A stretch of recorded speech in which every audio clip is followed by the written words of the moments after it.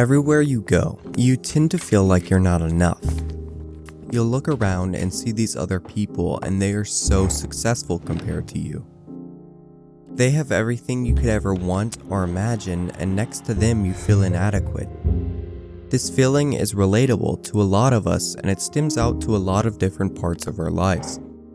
But why am I telling you what you already know? The answer to that is that I want us to get better, and I'll be trying to do that by sharing some simple actions and philosophies that I implement into my life that have been helping me bit by bit.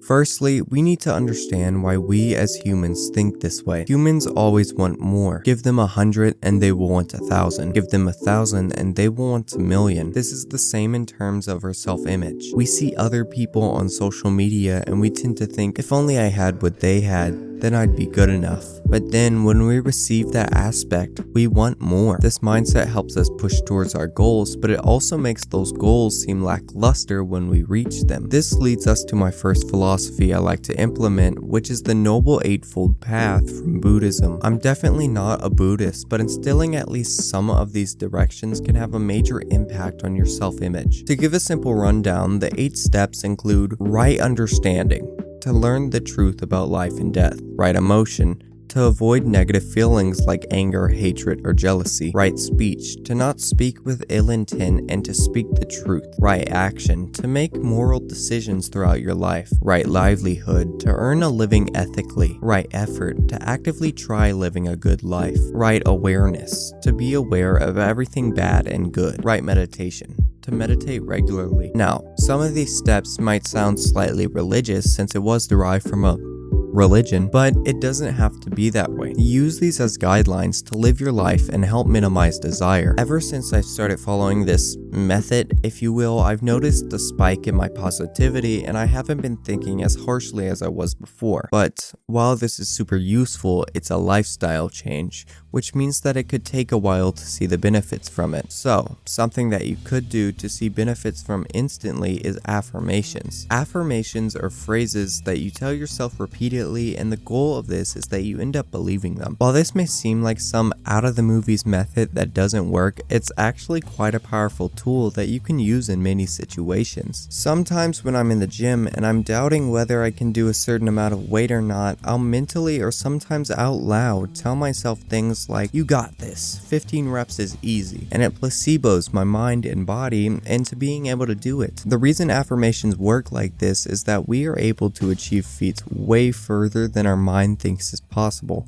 So when you repeatedly tell your mind that those things are true and possible in order to convince it, you'll be able to do those things. On top of things that you'll soon be able to do, you should also focus on things that you can already do. And this is where journaling comes into play. The certain journaling method I'll be talking about today is a mixture of gratitude and reflective writing. Basically, what you want to do is every day or whenever you feel like you need it, take your journal, open it up, and first write down things that you are proud of. It could be something you did when you were 5 years old or something you did yesterday. Just go really in depth as to why you were proud of that moment. This is just so that you can see that good thing that you did written on paper, and it shows you visually why you should be proud of yourself and give yourself more credit. Throughout this process, you may realize that you have some unfair advantages compared to other people. This is mentioned in a video that's slightly similar to this one, which is named "Watch This If You Feel Like a Failure" by Rui Ohama. What Rui mentions is that certain people have different advantages to others.